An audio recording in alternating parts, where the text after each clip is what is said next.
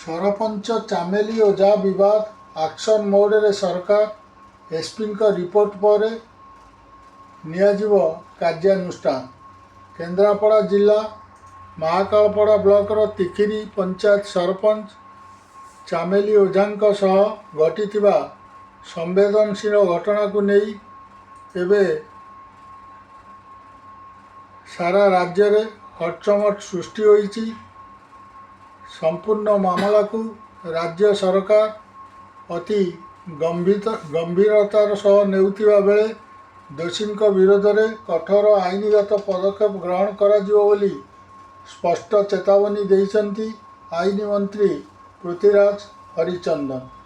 ଏହି ବିବାଦୀୟ ମାମଲାର ପ୍ରକୃତ ସତ୍ୟାସତ୍ୟ ତଦାରଖ ପାଇଁ ରାଜ୍ୟ ସରକାରଙ୍କ ପକ୍ଷରୁ ତତ୍ପରତା ପାଇଛି। ସରକାର ଏ ସମ୍ପର୍କରେ ସ୍ଥାନୀୟ ପ୍ରଶାସନଠାରୁ ସବିଶେଷ ରିପୋର୍ଟ ତଲବ କରିଛନ୍ତି।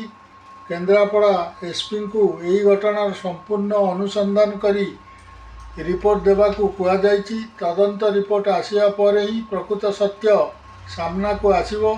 ଏହି ଘଟଣାରେ ଯେଉଁମାନଙ୍କର ବି ସମ୍ପୃକ୍ତି ଥିବ ସେମାନଙ୍କ ବିରୁଦ୍ଧରେ ନିରପେକ୍ଷ ଭାବେ କଠୋର ଆଇନଗତ କାର୍ଯ୍ୟାନୁଷ୍ଠାନ ଗ୍ରହଣ କରାଯିବ ବୋଲି ଆଇନ ମନ୍ତ୍ରୀ କହିଛନ୍ତି। ମାମଲାକୁ ନେଇ ବିରୋଧୀ ଦଳଙ୍କ ପକ୍ଷରୁ କରାଯାଉଥିବା ସମାଲୋଚନା ଓ ରାଜନୈତିକ ବାଦ ବିବାଦ ଉପରେ ମଧ୍ୟ ଆଇନ ମନ୍ତ୍ରୀ ପ୍ରତିକ୍ରିୟା ରଖିଛନ୍ତି।